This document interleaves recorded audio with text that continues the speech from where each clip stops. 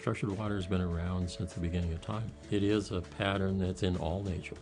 A vortex or a vortex energy to the left is creation energy, feminine energy. Energy to the right is masculine energy. In nature, the balance is required. The left spin and the right spin, those two vortexes are the origin of all things. And so they are definitely part of nature. And again, they are the origin. So everything stems from that movement, dance. And when we talk about dance, that's exactly what happens in water with structure. Water is in a dance. It's spinning. That's how structuring occurs, through the spin, through the turn. And what these units provide is a balance in the water.